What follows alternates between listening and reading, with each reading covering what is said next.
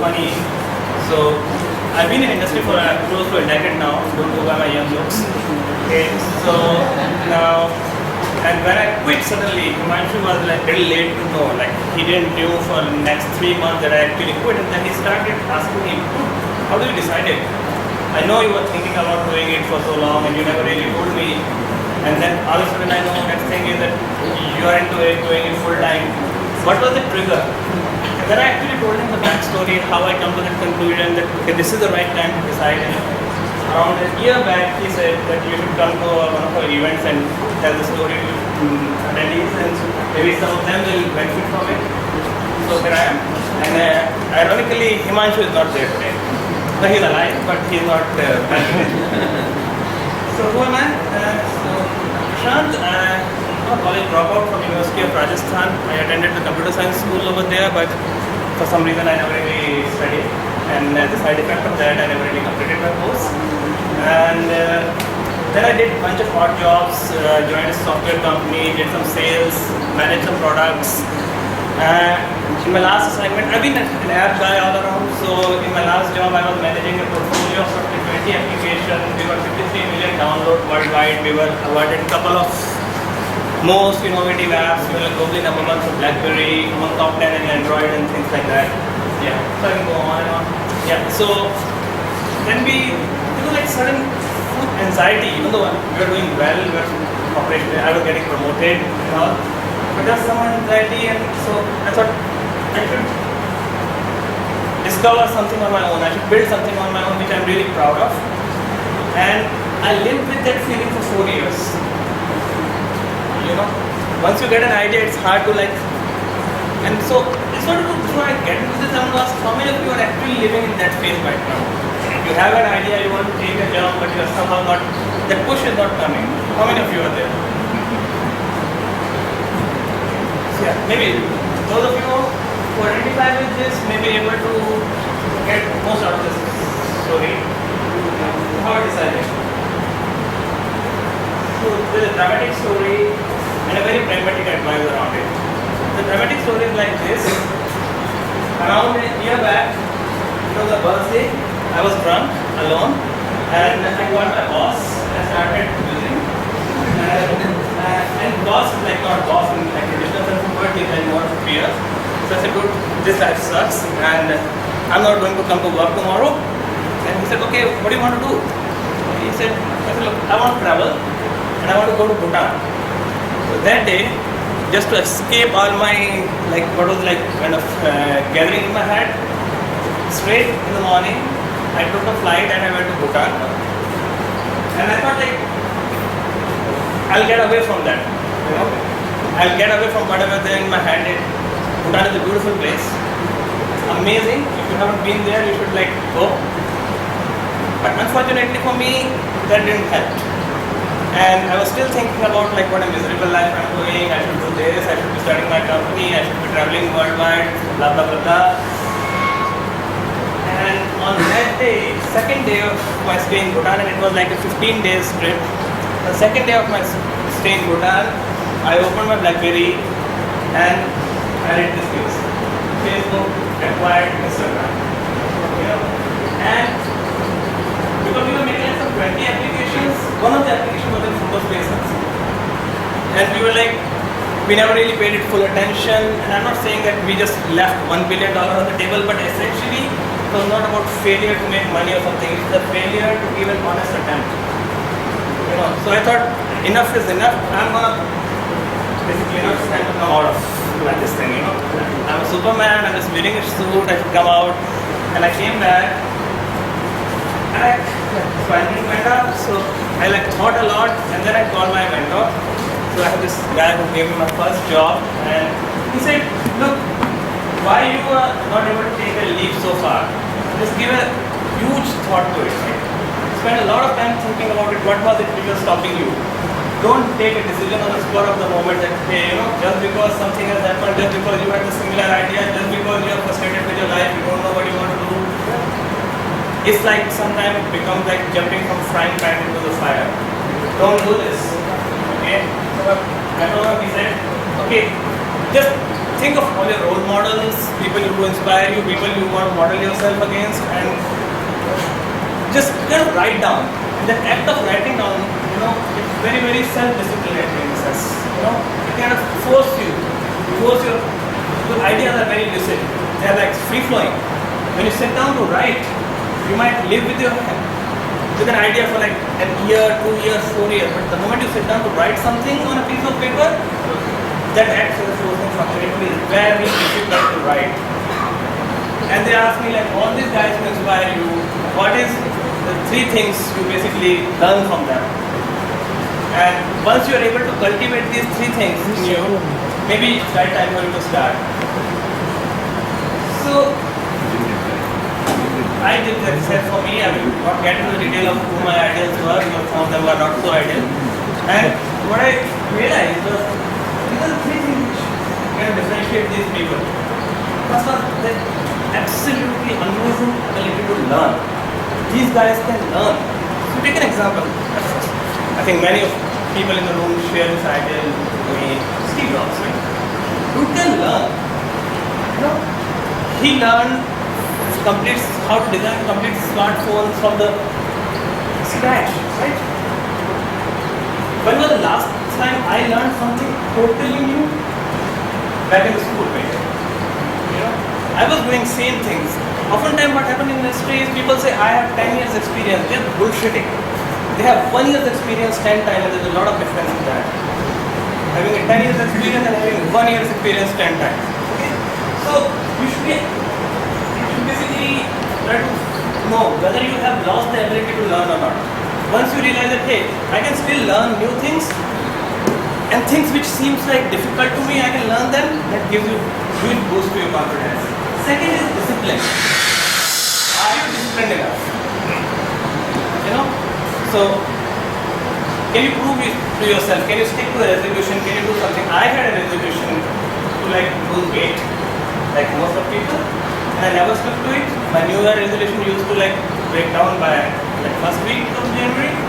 So, and second, am I persuasive? Can I basically convince people? I don't know how good a job I'm doing right now, but that was one of the challenge.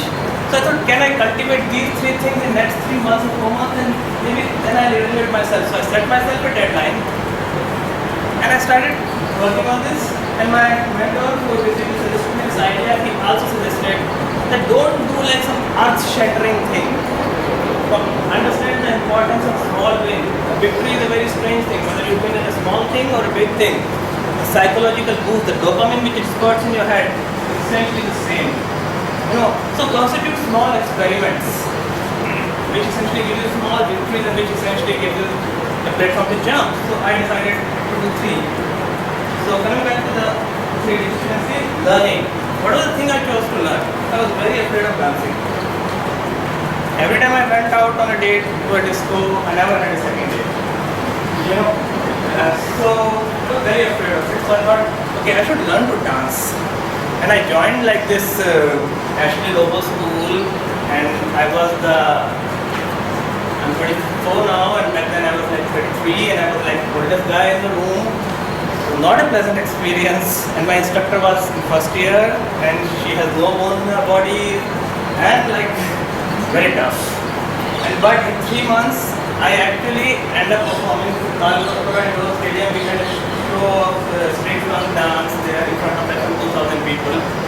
And that gave me a huge confidence that I can learn something. It's one thing. If I can learn to dance, I don't ask me to right now, but there's we can do. Otherwise, the weight loss, I lost some 7 kg in 2 months. And negotiation, this poor fellow was the victim of my experiment in terms of being persuasive. For the past 2 years, I was using his services to go to my office. And then I decided, okay, now let's experiment on this. He used to charge me 120 rupees. And I said, I'll get you 50 rupees. I settled for 70. It took me successive negotiation to bring him to 70. So I essentially conducted 3 experiences, experiments, and which gave me some boost of confidence that, if I can do it on this, maybe a little bit of more effort, I can scale this model and I can And it so happened as fate would have it, around the same time I got promoted. My company find me useful enough that they gave me a responsibility to handle international businesses. I was supposed to be on the plane for like half 2 months and stuff like that. I said, look, this is a golden handcuffs. If I can't quit now, I get used to that lifestyle and all, uploading pictures on Facebook and stuff like that, checking in at airports. So that was very tempting. So I said no. I partnered with the two of my friends, Michael Nasi and Divan Jain, and we started a small company called Signals, and we recently launched a product called Shifu. It's been back-breaking hard work of roughly a year now, 9 months rather. Shifu is essentially something like Google Now. It's an intelligent tool which tells you what you can do in your free time. If you have a Android phone, you should download and try it out. And what's the other outcome? So we launched the product. Our product is one of the very few Indian products who get featured by Robert Scoble. How many of you know Robert Scoble? So Robert Scoble featured our product in it. We got featured in one of the Google I/O presentations. Also, some industry heavyweight like Michael Arrington of TechCrunch also kind of tweeted about us, and they like it. We are getting a lot of downloads. Yeah, and in between we also managed to raise funding. So now we are sufficiently funded for next couple of years. So looks like the boy meet girl and they live happily ever after story. So we should like jump, act now. But that's not exactly the truth. We should act now. Think whether it's the time to act or not. And but how do you decide?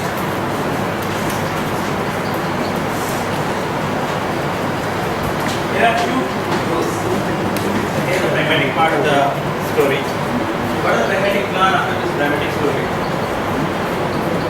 Team, as the speaker before me told also, team is the single most important ingredients, And if you basically get more nuanced description of that, these are the few points. Avoid being a solo founder. It's not about being a superman. It's not about whether you can pull this alone or not. Maybe you can, but it's not taxing. And more than the confidence in the companionship, there are two different things. People usually take the role of a co-founder is in terms of still the skill gap. Basically make up for the lack of competency, but no. It's the lack of companionship also which is they kind of compensate for. So try to find a co-founder. Never start alone. Unless you're like Larry Ellison. Okay? And other thing is when you choose a team, the common narrative in a lot of startups I've seen essentially is two guys from college or colleagues just get together and they start building something on the side.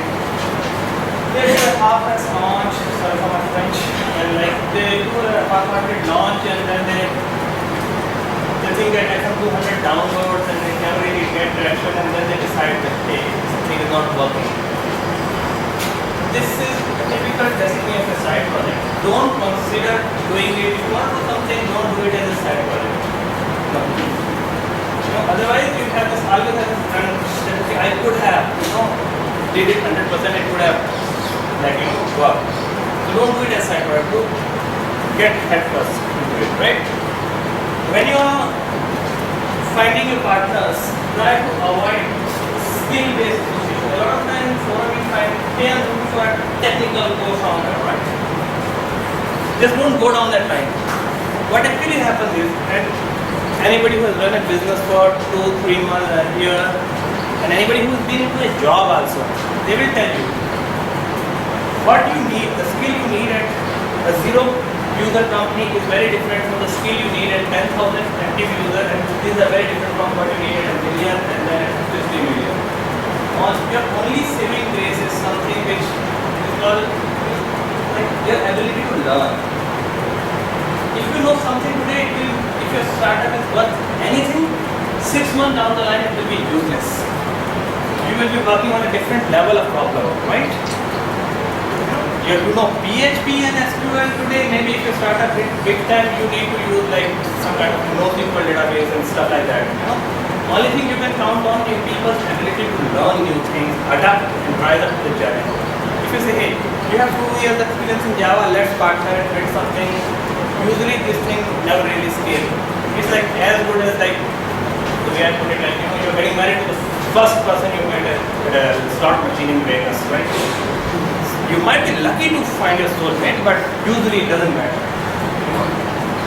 And then the question is, after college it's very hard to find friends. That's the harsh reality of our life. You can, so unless you are in a work situation, how do you find a work, right? And even in a work situation, a lot of things work in background to make you very productive. Once you come out and start doing your own startup, those enabling factors vanishing, the guy doesn't look like a video. One of the best tip I get was essentially, before you commit to anything, whether it's a startup, partnership, anything else also, one way to judge a person is essentially to take him out of his or her comfort zone. So travel and living. Travel with them and live with them. You know? And this is the single most biggest reliable filter you can have for the team. How they are when you travel with them. Were they able to adjust? Because once you move out, your environment is not in your control. Travel with them and live with them. If you enjoy both the experience, then the team will go, right? And another thing is you should have some common mentors. Yeah. Usually people come from diverse background. I was from product and sales background. My co-founders are from technical background. So, you know, it's very helpful because we have some common mentors whom we both trust. So that whenever there is a conflict, you can stand for both people, right? Another thing, the pragmatic part is, once you have a team, you also have ideas. What do you want to build? You know, and that's where a lot of things go wrong. You know, so first is the biggest factor of deciding is, would you love to fail at it? Sounds very like cheesy, right?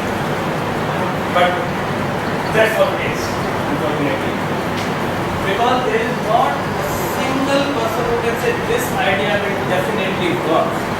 You know, there are, on last count, there are 250 known clown of Angry Bird. 250. None of them get as much of traction as Angry Bird, the original. Everything is same kind of elasticity in the string, same kind of dynamic, same kind of pricing. Some of them are free also. Rationality kind of revolt against this thing. If I'm giving you the same Angry Bird in same experience for free, you should download my app more. It doesn't happen. What's gonna work? Nobody knows. You know, there will be people who will try to put some kind of logic around it, but tough. You know, so only a reliable filter which you will not regret down the line is you love to fail at it. If you love to fail at it, most probably it will work. You know, other thing is people always tend to, somebody in the audience also explained that 140, this fixation with 140 characters. Okay, you are speaking, right? Yeah. Okay. Somebody in the audience was said you should be able to describe it in 140 character, or like in AngelList, they kind of promote this idea of we are doing X of this. You know, we are doing Uber for dog walker. Yeah, stuff like that. What you're essentially doing is copying. Okay. And there's nothing wrong in copying anything. Humans are mathematically programmed to do copying. We are pattern-matching machine. We mimic, we are apes, we evolved from apes. Only thing is, copying can be a very good starting point. Oftentimes, copying is PR and our post idea. We basically copy Facebook. Try something, good luck. You know, we'll copy Twitter. Try something, good luck. Many Twitter clones. So, copy, there are many Flipkart clones also. Copy can be a very good starting point, but unless you have very clear differentiator, or at least you're willing to look at the differentiator going forward, copy model usually doesn't work. Okay. Another thing which will happen is you will get a lot of advice at me, okay, like what I'm doing, but this might sound like good advice, but you have to basically contextualize it for yourself. Any advice in terms of product, people, how to grow a business is highly contextual. I'll give you a very good example of it. This was shared with me by a friend in Bay Area. This guy used to work in Facebook, and he's a very early employee of Facebook. And he said they were designing a first Facebook wall. Okay, and the idea was they were thinking of Facebook wall as a sort of curated place for saving your links, where you can basically put a link. And why do they thought this is the way to design a wall was? Essentially because they had access to the data. Most walls were private back then, and people were posting a lot of links there. So once you're posting a lot of links, your wall is by default private. Who will got to look at those walls? You yourself, right? So they said, okay, we should design it as a scrapbook. You know, we should design it as something which is like delicious, the bookmark saving engine, right? Some people disagreed with that. And they said they are using it as a private mode because by default all settings in Facebook was private back then. They triggered it and make everything public by default, and they started using it as a way to basically share the news. You can say this idea was good or that idea was good because exactly like less than a year down the line, the curated feed idea became the Pinterest. What is Pinterest? Essentially is your own scrapbook. You know, so the data suggests that both ideas were doable. What works for you? There's no right and wrong answer in startups.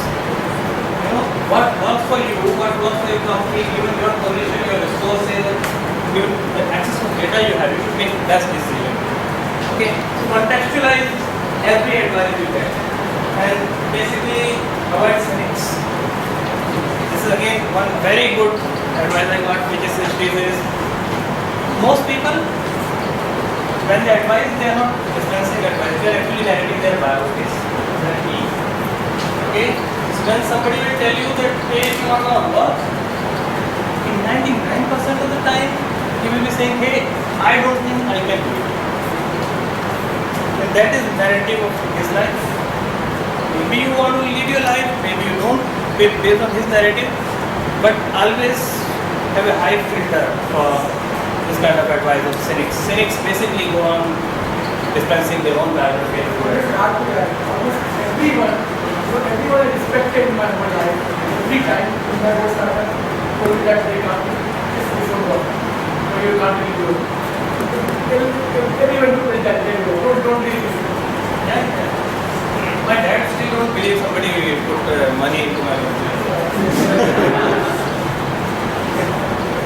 And so that's there. And then next thing is, you see there's a lot of services company. I have nothing against services company.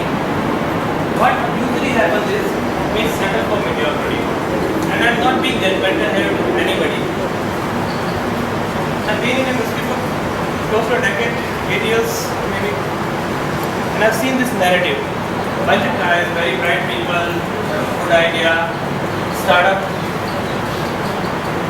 hit the first roadblock. Somebody say, hey, you're a smart guy, why don't you do this project for me? Why don't you do this service project? It's easy money. And you physically fall for it.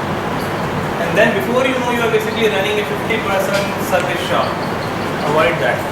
Because what happens is these guys, I know personally some of them,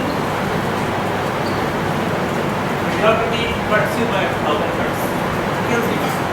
You're basically negotiating like for $18 per hour billing, then it goes to 10, then it goes to 5, then you're doing support also, then you're doing maintenance, bug fixes, maybe you can do social media. Right?